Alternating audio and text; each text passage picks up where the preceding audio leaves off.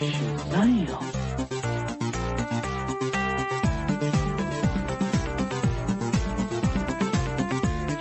Mail.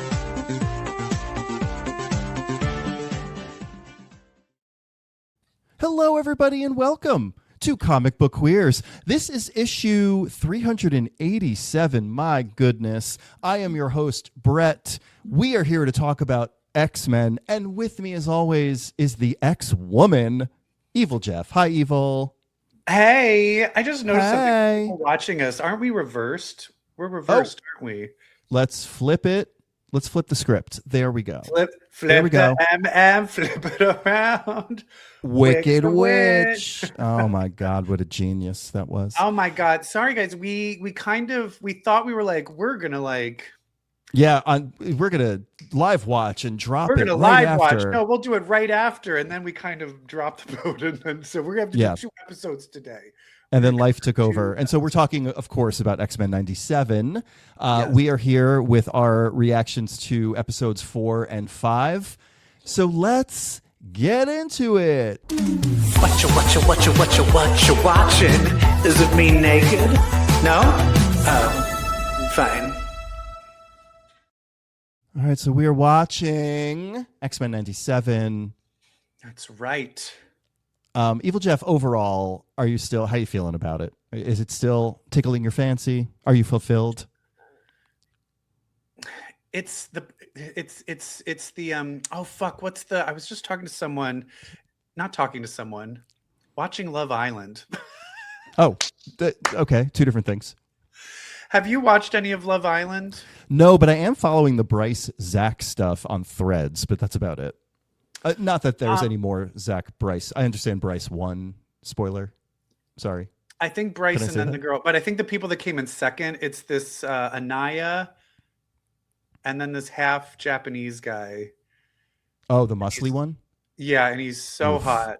But So anyway, he brought up, and now I can't even remember the word, but he was bringing up where he was like, he brought up some Japanese word that basically meant you're so happy that you become sad because you know it's going to end. Oh, yeah. Yeah. And I'm like, that is what I feel because these are, They're so I explained, but perfect. they're not long enough. They're not long enough. I want them to be longer. But what a because I love miracle. What a miracle that they're able to check so many boxes in terms of story arcs from the comics, things that we know about the lore in such truncated time. They're very good about giving Wolverine his adamantium back the next episode, for example, which we'll talk about next. But first, they're very good about the Rise of Apocalypse happening over 2 parts, and we are here to talk about part 2, episode 4. We are, and this is that thing with when you're dealing with time, can you really change time? Or is it kind of like, because this all ends up seeming like you guys helped him become Apocalypse. You sure? Like, were you part of it? Like, were you always part of his You journey to always the becoming reason Apocalypse? he became Apocalypse. Like, if you didn't do anything, he might not have become Apocalypse. This show, Which is maybe it's so... Mother Ascani's fault. Oh, maybe. I'm okay blaming a lesbian. No, Hell lesbians yeah. make the world go round. Let's be honest. This show. Okay. This show understands who these characters are so fucking much. And we're going to talk about the Wolverine episode and that. But this is an episode of the fucking hubris of Xavier and Magneto. And with their good intentions and their lofty speeches and their patriarchy male whiteness, they fuck shit up so bad, which I gotta say is so them. Yeah. Yeah. And also gay. And There gay. was a moment between them where it was like, just kiss. Just fuck already. Just kiss already. Oh my God. But it really is funny where it's a tale of Xavier's like, no, my way. And then Magneto's like, no, my way. And then together they're like, no, our way. And then you're like, all of your ways are bad. It's all bad. It's all bad. And like, your ways aren't even that different. Like, Xavier's like, you've spoken to him eloquently about philosophy and goodness. And so that didn't work. So I'm going to do that. And then because I'm Xavier, it will work. And can we also talk about the subtle racism of a black time traveler is like, hey, I know what we need to do. And it was like, shut the fuck up. Girl. Poor fucking Bishop. I mean, if that is not the black experience, like, hey, everybody, this is what's up. Please listen to us. No. You're like, yeah, no, we're not going to. No, we know better.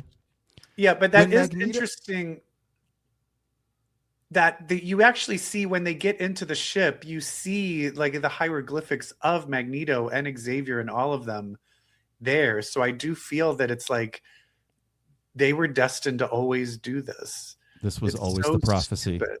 This was always the way. But then we get to it's revealed, which, you know, as those who know the story, we knew that Rama Tut was Kang. Yep. But then we see Kang. Can I get some clarity on the woman with Kang? She's an external, right? Yes, Kandra. Can you just, I know the externals showed up, isn't Selene an external? Yes, Selene. Think back to when Apocalypse murdered them all to create the first the gate to Otherworld. Yeah. Yes, and I remembered reading that being like, oh, I don't remember. Where did the externals, when did they first show up? Is that an X-Men thing? Yes, they are very much an X-Men thing. The biggest claim to fame, do you remember when Cannonball died and then popped back up a la Dazzler? And the whole thing was that Cannonball was potentially an external and therefore immortal. Oh yeah, right. When did that happen? When was that? That was that was like early 2000s, 90s. I don't remember. Yeah. But yeah, they've been a thing in X-Men history. I gotta say though, don't ask me too many questions about them. They are one of those corners of the X universe that I never really connected with. I never really took to the externals. I just didn't care for them. I just didn't get them. Yeah. Yeah. Also, when someone's like, we're all just immortal, well, now you're boring. You can't die. You're boring. Yeah. But someone who did die in this is Magneto. He died? I mean, did he die?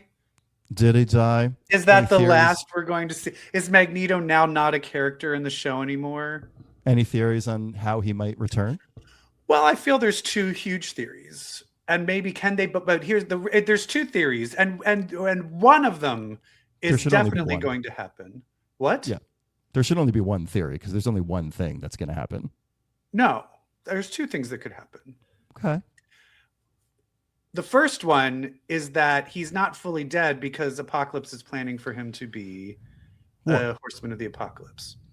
The second thing that could be happening is Xavier and all of his no, that he at the last moment sucked in the psyche of Magneto into his own, and then when they go back to the future, leaving for that, separating out into Onslaught. One thing I want to say about Onslaught is I do not think we will see Onslaught this season. If you look at the episode titles, the number of episodes, I don't see how they would fit Onslaught. No. I think Onslaught will be, he's big bad. Like he's like, so they kind of are like solo big bad energies. Kind of, it's like there's one main big bad. Kind of was like Bastion was the big bad that everything was leading up to. This whole season is all going to be Apocalypse. So that Onslaught would be later, but this could be what sets that up. Maybe. I agree. And so, yes, there are two theories, but because I fully know that he will come back as War. There was a reason we watched the assassination of the Horseman War. There is a spot open for War, and who better to fill it than Magneto, who declared war on humanity at the end of last season. But you say like one spot open. Do you think it's those other? But don't you think they're going to bring back the other people like Gambit to be a Horseman and stuff like that? Gambit will be Death. And so that leaves who will the other two be? And I actually do think which they one also was Archangel was War, right? No, Archangel was Death, girl. Death. Come on. It was Death, right? Death. The Angel of Death. Angel of Death, right. I'm sorry. You know what? You could bring your judgment down just a little bit. Okay. I just feel like if you had a knife, you would have been like in Scream 4. I would have stabbed you. Oh, when Kristen Bell stabs Anna Paquin. Kristen Bell just fucking stabs. That is so us. We are Kristen Bell and Anna Paquin from the beginning of Scream 4. Why have we not made that didn't see connection coming, yet? did you? Shut up. I said, shut up, bitch.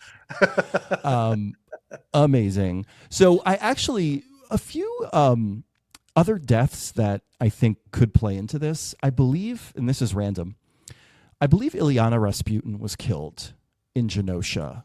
I could see her coming back. Who else has died? Who else died in Genosha, potentially, that we could see come back as a Are we going horseman? to think about that, or else who else has also been a horseman? Who else has been a horseman? Who else was a horseman that maybe in a new thing that was just released as a horseman in a video game? Who? Jubilee. Oh, in Marvel Rivals. In Marvel Rivals, she's The new suddenly chapter. in the new chapter, she's suddenly, was she Pestilence or something? I don't know. This, Or did they not say I which one she breezed is? through it. She definitely, like, she took a dead Apocalypse and dragged him back into, like, the Lazarus chamber to resurrect him. But I don't know which horseman they mentioned her as, but she's definitely connected, a follower, But something. if that's the reason, they're like, hey, she was just a Speaking of video games, then there's a new trailer for the new Wolverine video game too. Oh, it looks so good. And Jean's in it. The other X-Man who has been prominent lately, although she's still alive, is Polaris. Polaris was a horseman when Gambit was death. I think there's a reason they separated Polaris out from X Factor. Yeah. I think there's something's gonna happen with that. Yeah. And also, I mean, could it be that I guess if there's already death, because I was just like, could Archangel be brought back? Be brought back. Correct. Yeah, and then we have the Danger arc, which I would imagine, I mean, I keep seeing Wing as one of the students who was on the run. Wing dies during the Danger arc in Astonishing. Are they going to make him commit suicide in this one too? But, like, will we see some teenage fatalities in the Danger arc episode, which is next? And will that factor into Horseman? Nice. Yeah. I'm so excited for that. Can I talk about the memes that have come out from this Sure. episode? Like, we're looking at the photo of, or the photo. I wish it was a photo. I wish they were real. The image of Apocalypse, the close-up maniacal smile. You're seeing a lot of people like me when I open my Krispy Kreme donuts, you know, like, you're seeing Xavier pointing at Apocalypse with the caption, "You raggedy bitch." Because Xavier sure did. Xavier was like, what do I do? He just, in this moment of, your mama. He really did like start talking about Apocalypse's mother, which is wild. Yeah. He was like, your mother was right to leave you in the desert. Yeah. Ooh. Adoption shaming. And then we have, of course, the Kang is like, good luck with the problems I created for you. Bye-bye. Well, there's also all the ones that have been starting like last week, where it's like gays, but it's really just Emma sitting in the background getting in diamond form. Right. Gays are like, he saved me, and it's just Magneto with a beard. Yeah. Did you? By the way, I posted a meme, not a meme, but I posted an observation to the CBQ Insta. Emma, when she's looking at her nails during the fight between X-Force and X-Factor, she's wearing gloves, but she's still checking out her nails. That's how she wanted you to know. That's how badly she wanted you to know that she was unbothered. She can't see her nails under them gloves, but she's checking them anyway. Yeah. Well, I mean, it's all diamond at that point. Yeah, it's all mother behavior too. Anything else that we want to say about this episode, which was very good? Need to be longer. Anyway, let's move on to the next one. I just want more. We had a post-credit scene in this one, and I started jumping for joy. Oh, immediately. Because, when I saw Black Widow in the gray outfit, I was like, that's an X-Men cover. It is an homage to X-Men 268, the Jim Lee cover, which is worth a lot of money if you have it. The flashback to when Captain America and Wolverine actually rescued a baby, Natasha Romanoff. You know what? I need to look. I do have issue 275. That's 268. I have 275. That's the one that's the pullout where they go fight Leela Cheney takes them into space to meet Xavier. Oh. And that is signed by Jim Lee. Ooh, signed by Jubilee? Jim Lee. Oh, damn it. Anyway, Wolverine's like, gotta put the gang back together. Yeah. And he sure does. That's what the whole next episode And he sure does. What a segue into our reactions to X-Men 97 episode 5, which is called Weapon X, Lies, and DVDs. And I am impressed because I thought DVDs would just be a yes and of Weapon X, Lies, and videotape from the original run. No, DVDs actually factored into the story, and we'll talk about those. But this is the story of Wolverine getting his adamantium back and lying to his old Team X, to everybody, to say that the reason is because Weapon X is back and we need to put a stop to them. No. Turns out he just wants his adamantium back. So this is an episode that is getting a lot of flack by people online.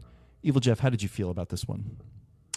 I thought it was great. I loved it. I also felt this is where this show is taking a turn. I think the show always has like surprising deaths, but this one was definitely like, ooh, they're just killing. Like when Kane just died brutally out of nowhere, I was like, fuck. Very Suicide Squad-y. Yeah. And I've been watching TikToks of people going crazy, and it's always Wolverine, people that love Wolverine. So people going crazy meaning they hated this episode. They hate it because they're like, all right, so like Wolverine just took these people there and like he was lying to them, and you're like, yeah. This is what's brilliant is Wolverine formed a mission with these former Weapon Xers. All of these people are bad guys. Mm-hmm. Wolverine does not care if they live or die. He just wants to get his adamantium back. But he does know he's going a little too far, so he makes sure he brings his boyfriend. His boyfriend? To kind of keep him in check, Morph. Not that Morph is a boy. But yeah, and so this actually wound up being... And so does Morph have they, them pronouns? Yeah, Morph has they, them pronouns, and they've been very good about using them. Okay. Yeah, Morph identifies as non-binary, and like even like it what's just the touches term me. If you don't say boyfriend or girlfriend, what's the non-binary? Right. I don't know. NB friend? I don't know, but it touches me. Partner. All right, go ahead. Yeah, we don't have an answer, so I'm moving on. It touches me when Rogue seamlessly refers to Morph as they in the middle of a speech. You know, like it's just like thank you for using those without hesitation. Some Mississippi girl. I don't understand it, sugar, but I'll go along. And she's like, for all the good, she's like, and then for all the good that did them. And I was like, oh, look at you, Rogue. Okay. You can take Mississippi out of the girl. So this episode wound up being a accurate depiction of the Wolverine we know from the comics, the self-loathing Wolverine. This was a Morph-centric episode. I feel like this was more of a Morph episode than it was a Logan episode at times. It's Morph coming to terms with this person that they're in love with has a long questionable past. And they have a selfishness that you haven't fully, because Wolverine is never, I'm doing everything for the good of the team. Wolverine is like, I'm actually going to leave for 3 months and go get drunk and go to Japan and go on my own missions. I take care of me first. That is how Wolverine is. And if he wants to get his fucking adamantium back, of course he's going to take expendable bad guys that he doesn't care or like that could die. I mean, I guess Lady Deathstrike, it's not, he doesn't necessarily, in this, it's like they used to be together. Yeah. But I think he also knows like they all can take care of themselves. Who cares if I lied to them? Right. But for Morph to realize, I mean, the whole thing smacks of, if you don't love yourself, how the hell are you going to love somebody else?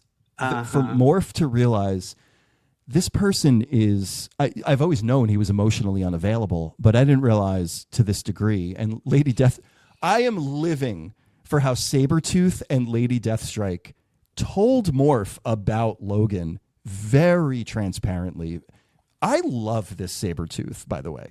But and Sabretooth clocked the T. Clocks of the like, T. oh, you're just you his bitch. You're Yeah. his little pet. And so does Deathstrike with the Tomo stuff. She's like, Tomo, the fox that followed around the guy.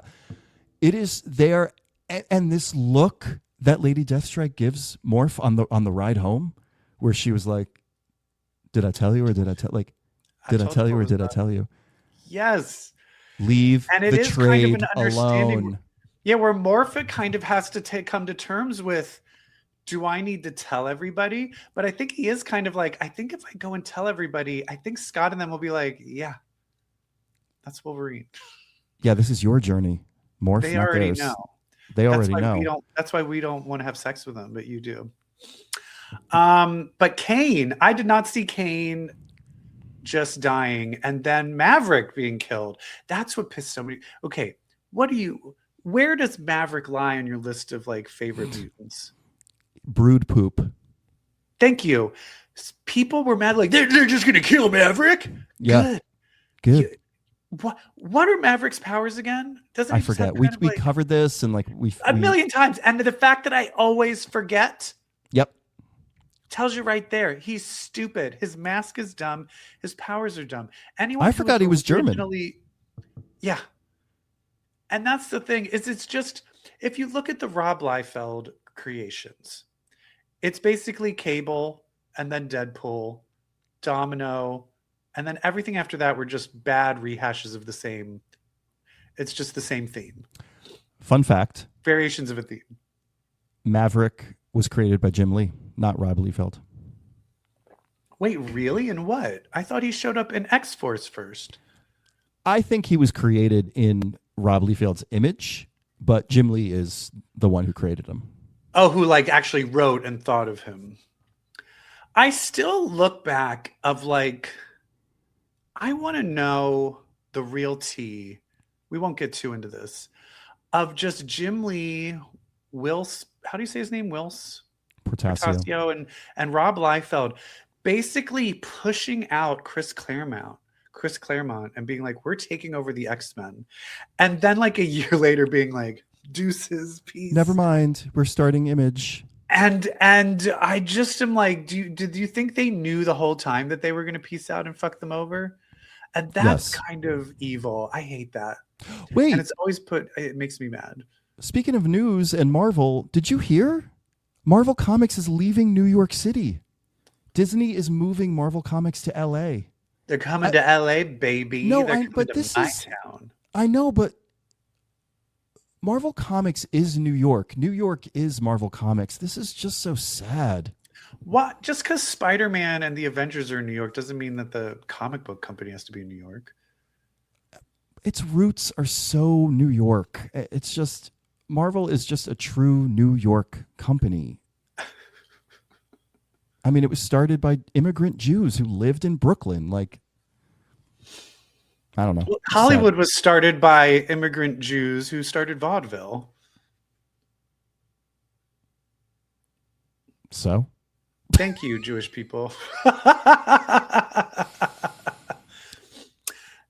Anyway, yeah, that is sad that it's moving, but happy for me.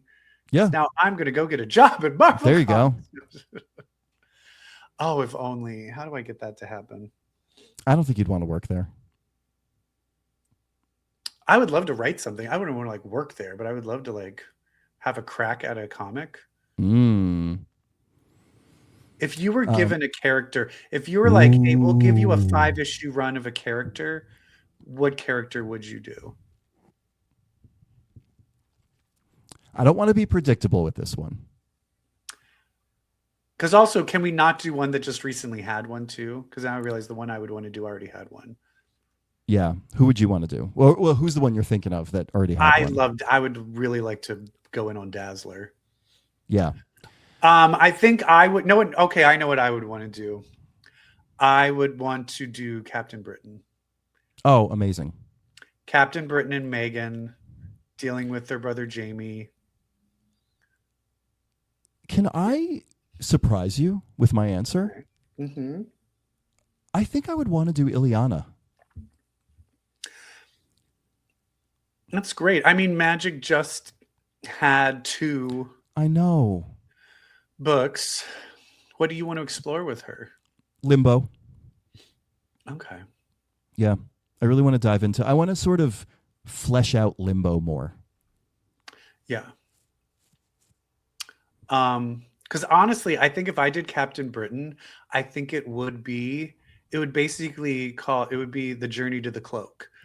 As in Betsy giving Captain Britain back to Brian and her bringing back the purple cloak. Yeah. Ooh. And it's all going to be, do I want to do it? I think it's all going to be because she loses Rachel to the future. Ooh. Wait, can we do this? I love this. I know, right? That's right. If you're listening, Mother Ascani and Psylocke Betsy Braddock are lovers currently.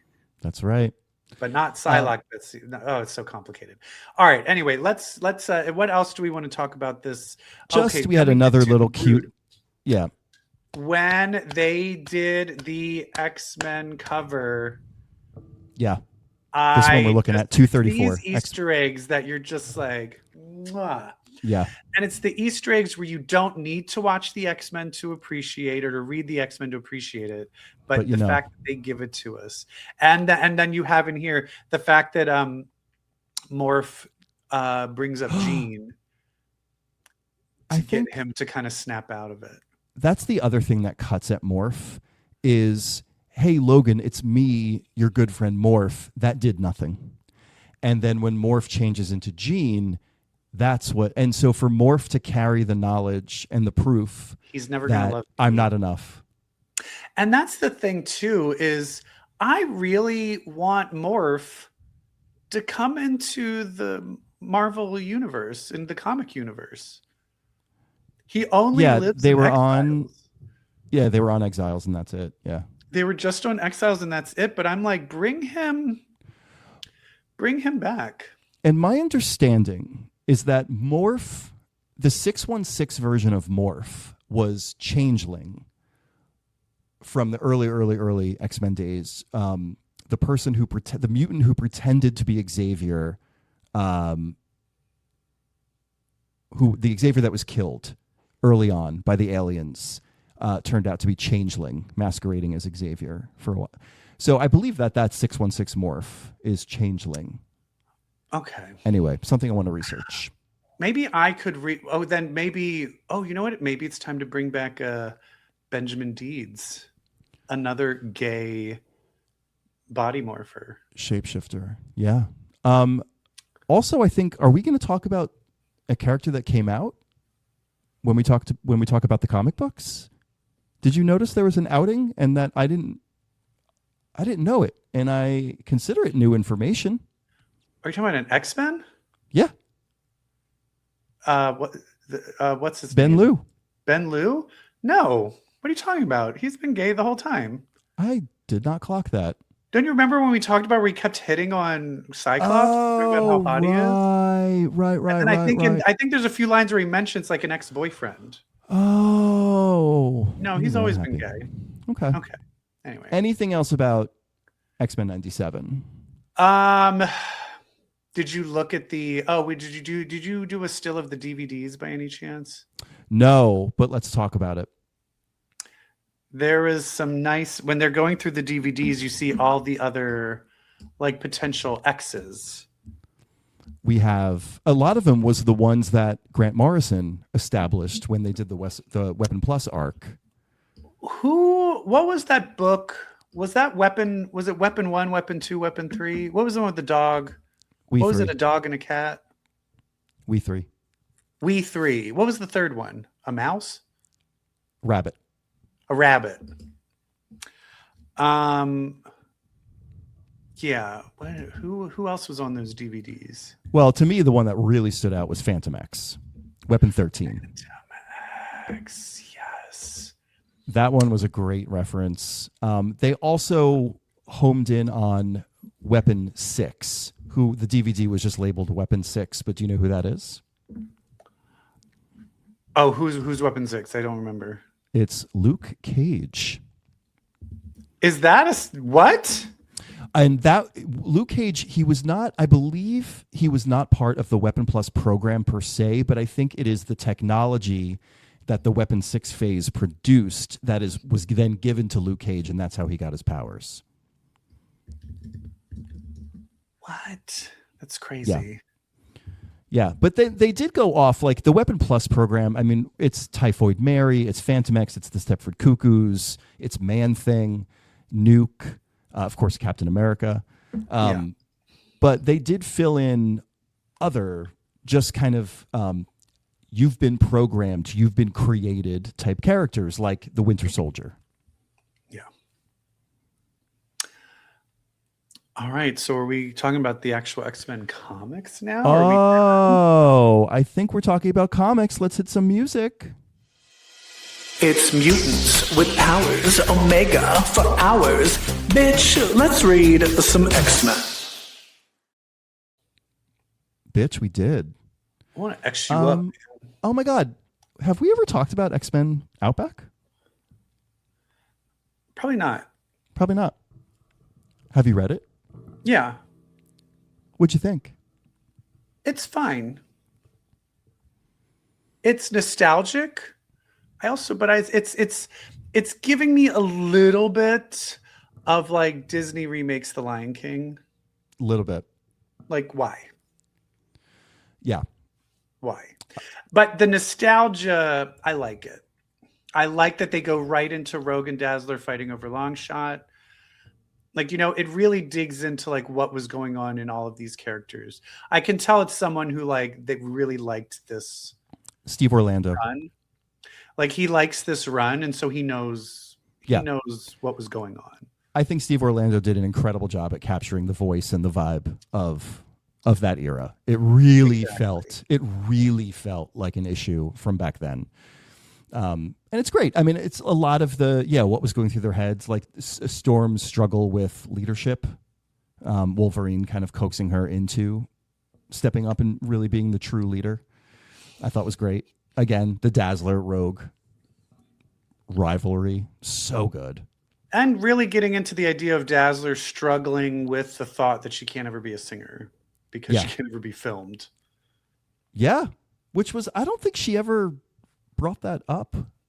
I think very quickly it's very weird because she very quickly kind of gave up and was like, no, I want to be a hero. I really want to be a hero. I want to be an X-Man. But then the craziness of that vainness then went to like, hey, you hussy, you stay away from my man. Yeah, right. She acted like you can take the girl out of the pop star, but you can't take the pop star out of the girl. Exactly. But yeah. It was cute. It was cute. Yeah, very cute. I thought it did a great job. It made me happy, which I think is the point of nostalgia. The one thing I wish is like, what is Mark Silvestri still alive? Yeah. Right? It's like pay him to draw to this. Do it. Oh my God. The art is good though. It actually does remind me. Yeah. Oh, I think that. Thank you for reminding me because I have room in my bedroom for one painting, but I wasn't sure what I wanted, and I realized I do know what I want. Issue 244, that 2-page splash page in Inferno, when the X-Men meet X-Factor and Wolverine, and the front Wolverine's kissing Jean Grey. I want that in like a huge poster hanging in my apartment. It is very, what's that iconic photo of the sexual assault of the photo kind of the guy kissing back from war, kissing a woman, like Americana. Yeah, World War, very reminiscent of that. I love you call it that good old sexual assault. Yeah, the sexual assault photo. Was it a sexual assault? I thought it's like they actually knew each other. Is that not true? No, I don't think so. Mm-mm. Well, I mean, hey, how else can you describe America than coming back from killing people and then sexually assaulting people when you get back home.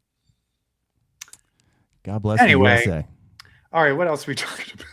We're talking about Uncanny X-Men. This is so good. I'm sorry. I'm like 31. No, go ahead, please. You're excited. This is so good. And the art so is good. so good.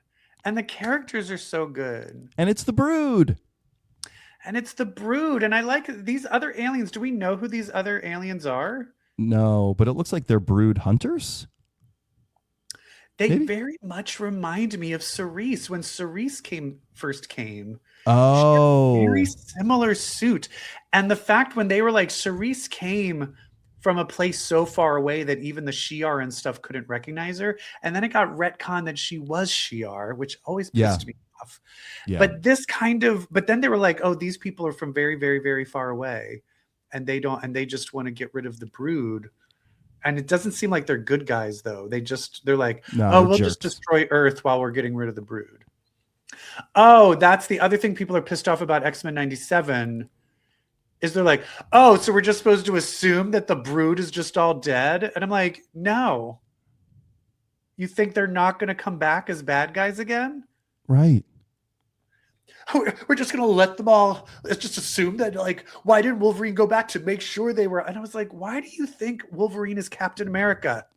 Anyway. Why didn't Wolverine? The whole point was that he selfishly just wanted his adamantium back and fuck everything else. That was the point of the episode. And especially because you have that where you have Forge and Storm on a journey to get her powers back. And then you have Morph and Wolverine on a journey to get his powers back. And you just see the very huge discrepancy of these two characters, their moral fiber. Oh, fun that Forge finally got his own little moment in the opening credits. I love it. I loved it. It's great. I'm hoping, though, the next one I want Psylocke and Archangel to be in the permanent opening credits. Same. Okay, anyway. So this issue. So we do go back to Monet at the prison, and we find out more about the whole thing was about Weapon Plus, about Weapon X, and how they wanted to just keep it going and just try to turn these Siren mutants. again. Poor Siren. Again. Poor Siren. Oh God. Did I tell you I started reading because I've been rereading things, and I went through the Peter David Stroman X Factor. Yeah. And then I skipped over and I started X Factor Investigations. Oh. And poor Siren and Rain, I think, are the most fucked over characters. Oh yeah. If you look at the long strain, they get fucked with so fucking much. And it's like poor Siren. And then Banshee's like, well, I came. And I'm like, Banshee, you took a long fucking time to save your daughter. A long time. Well, sorry, I had to stop. I had to stop for cigarettes on the way. Anyway, I do want Monet to get to Louisiana, though. Yes, agree. I need that to happen. Get her at the Haven House. Yeah.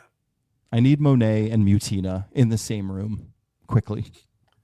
Mutina, because my favorite character archetype, like, oh, she's just a psychotic, rage-filled bitch. Like, there's really nothing to her other than murder. Nope, she's got layers. She's amazing. She's smart. She cares. You know, like I love the reveals. She wants them to like her. Yeah. In a weird way, she's murdering and doing all of that so that they'll pay attention to her. Yeah. And I love that this is all happening over a X-Men prom, basically. Basically, and that the school is built on top of a brood hive. That's where it's the thing that Gail is doing is she really knows how to take epic and small and knows when to like make things small and make things epic and then balance them out so that the stakes are always real and grounded. Mm-hmm. I feel like so many X-Men comics are just like, the whole world's going to end. There's a virus that's going to kill everybody. It's just always trying to be epic where they forget, like, you just need to live in the smallness of everyday relatable world that they just don't and the do. stakes can be emotional character stakes. United. So bad. We're not going to talk about it, by the way. No. That book. We're not I have going to nothing to talk about say. it. Nothing to say about that. What else we got? Oh, but I do have a lot to say about Inglorious X-Force that came out this week. Yeah. I feel like it's back to form. It was a little touching. There was an issue I think that worried us. But you know what? It doesn't work. But it doesn't worry anymore because they kind of addressed the fact that they brought Cyclops and Quentin Quire in. And as they're leaving, they're like, he's totally psychically blocking. There's something going on. He's lying. There's something going on. Like the fact that they leave being like, yeah, no. Because I'm like, oh, they're not going to notice there's something wrong. And then they're just like, there's something wrong. And I was like, okay, thank you. And I love Cyclops so much because you're like, oh, he brought Quentin for backup, for muscle, like just in case things go down. No. He's he brought like, backup. He brought Quentin to see if Cable. Yeah. Because he's like, Cable wouldn't normally do this. So something's up. Yeah. And that was really good. Domino's whole, at first I was like, oh, she has amnesia, but an amnesiac who knows she's a mutant, but doesn't know her powers and their luck powers, and discovering that she has luck powers is a really fun thing to read. Yeah. And the way she described her powers, who writes this? I don't know who this person is. We've said it before. It's escaping me now. It says Seeley. Tim Seeley? Anyway, she said my powers is I can let myself fall. Because my powers catch me. Yes. And that is what her powers are. Yep. I was like, yes, girl, yes. Like, that's such good writing. Such good writing. And the fact that she just happens to hit that boulder with graffiti on it. And then when the final mutant hunter asshole guy with the gun drives at the bottom, it just runs him over. That was really good. And then adding on top of that, Kid Omega comes in and just is like, you both are fucking boom boom and you want to kill each other. I was like, yep. Oh. And that, talk about good writing. This is the best Quentin I've come across in a while. And I'm looking at the Jen McKay X-Men book. This is Quentin. He shows up, he uses his powers to start shit and then just sits back. That's that little bitch. And that brings up the idea where it's just like, where Archangel's like, the reason I hate you, Akihiro, and they bring up, don't say Dakin, say Akihiro. And then he's like, hey, the reason I hate you is because I have an evil being inside of me. You have a demon in you, but the real you is the bad one. Mm-hmm. And I was like, I kind of like, oh, they both do have like demons inside of them. They're so, I mean, like, and then they familiarity. both Boom wants to fuck both of them. Familiarity breeds contempt, you know, like they're so the same. They're so the same. Yes. And so they hate each other. So they should just form a throuple. Anyway, this is really good. Definitely back to form. But they need to reveal some truth. What is going on with Cable. The other thing I love is Ms. Marvel decides that she is going to intimidate and torture somebody. More intimidation. I was going to say she didn't really torture anybody. Not torture, but intimidation. Which, are you watching Maximum Pleasure Guaranteed by any chance? I saw the first 2 episodes. It's fine. And it's okay. You know what it was with it? There's something where, and I understand the archetype. I could watch it more maybe in a romance, but she's so shit on. Yeah. And the fact that all of this crap is happening to her, and then the ex-husband is like, I'm going to take away your visit. I just kept getting so angry. And I'm sure it all gets resolved, but I was like, I'm not having fun watching this. There is a character who they hit a roadblock, and this character goes, wait a minute. I'm 6'5". Like, I'm just going to do this. And he just starts like becoming intimidating and threatening this woman to like give him information. He's like, I will fucking kick your ass. And is it her coworker friend? Yeah. That, you know who he is, right? No, who? Julia Louis-Dreyfus's son. Oh wow, he's sexy. He's hot. Yeah. However, did you think the character was gay in that show? I thought he was gay. Is he not gay? Turns out he's straight, which I was like, wait, what? Like they have a romance between the two, like the two sassy coworkers. And I'm like, this is stupid. Oh, he's gay as fuck. Anyway, Inglorious X-Force, great. I want them to keep this going. Yeah, love this book. Oh, and wait, who shows up at the end? Even better. Wait, who does show up at the end? Domino's luck powers bring her to... Oh, Shatterstar. That's right. Shatterstar. Speaking of gays. Woo. So great. Because we have not seen... But that's the thing. If we see Shatterstar, I better fucking see you-know-who. Oh, we will. We absolutely I need some will. fucking Richter on this team. A team with Richter, Shatterstar, and Boom Boom. But then I'm like, I need Cannonball and Sunspot and Siren. Right? Oh, anyway, okay. That's who I need in my life. Sam Guthrie. We have been denied Sam Guthrie enough. Yeah. Enough. Amen. Amen, sister. All right. This X-Men, this is kind of what's his name? Schwartzwald? Is that his name? Schwarzschild. Schwarzschild. Benjamin Liu, that's his name, goes inside. He's inside his brain with Quentin Quire. And they end up getting, I like that they bring back the bug room because that's a Cassandra Nova thing. Cassandra Nova. They put them in the bug room, and Quentin Quire gets sucked into a bug room, and then Benjamin Liu gets sucked into Schwarzschild's bug room. Yeah, that's the twist. It's not Ben's, it's Schwarzschild's. And he basically has access to just kill him. And Quentin Quire is like, hey, dude, I've done shit. Go for it. But other people might get turned into what you are if we don't keep them alive to find out shit. And then I liked how this ended with him being like, I left him alive, but once you get the information, I'm going to kill him. I'm fucking him up. And do you know what I think's going to happen? What? Boyfriends! Yay! Oh, God, I love the X-Men.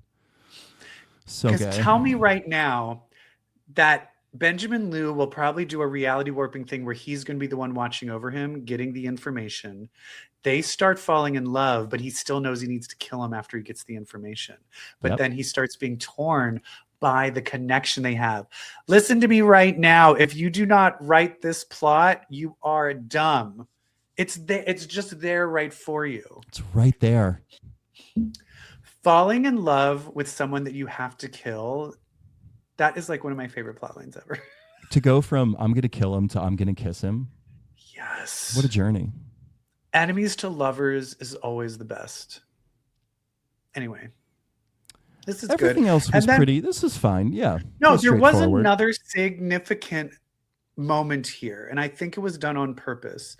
Okay. Beast was like given a moment where he could have used the X-Men's might to fuck with Department H, and instead he just negotiated. And it's like he weirdly has Dark Beast as this thing that's like, no, I'm going to take the good. I'm going to be good. Yeah. He's always consciously deciding to be good. And I love that. Like excruciatingly good. Like not only did he negotiate, he exercised goodwill. He saved some of their lives as a combat strategy. Yeah, and basically he's living his life to prove the evil version of his future of the future version of himself is wrong. I love that because I think that's where the thing that would be good is this whole DNA virus bullshit, whatever. But it is all leading up. It is all leading up to a beast versus beast. A beast off. A beast off. I want them to beast me off. I'm beasting off just thinking about it. Yeah. I will say this is pretty good. X-Men found itself. Is found itself. Uncanny X-Men is amazing. Everything else is a little. Inglorious is Inglorious amazing. is great. Everything else is. Right. Anyway, Yeah. Well, we did it. we did. An all X-Men extravaganza. No drag race for you. X-Men. Oh my god. I think when the next time I have sex with someone, when I come, I want to say, "Oh, when I'm blasted, I'm not invulnerable." Wait, what's the line that he says? I'm nigh invulnerable while blasting. I'm not invulnerable while I'm blasting. I want everyone to start saying that when you come. That's what you should say when you come, everybody. That's what you should say. I'm nigh invulnerable. And you got to do it in Sam Guthrie's accent. In the accent. I'm nigh invulnerable while blasting. Oh, yes. Oh, I did an improv show last night, and there was a scene that took place in hell, and so I just walked out as Lindsey Graham, and it was so fun. And it made my day to be Lindsey Graham in hell. How about that? Oh no, Lindsey Graham died. Okay. Anyway. How about all the escorts? No, I'm talking about the escorts that are finally telling all their stories online. I know, the poor thing, because that's like the whole escort industry is collapsing. No. Their main client. Major We all source of need to revenue. move to LA for Tom Cruise. Wait, should we cut that out? Am I going to get sued? Oh. No, I don't care. Anyway, thank you for listening. I hope you enjoyed us talking about X-Men shit. Do you like X-Men shit? Well, if you do, you might have some same-sex attractions. Because Brett, can you take it home for me? You're gay. I'm sorry, queer. Because if you read comics, well, then that makes you queer.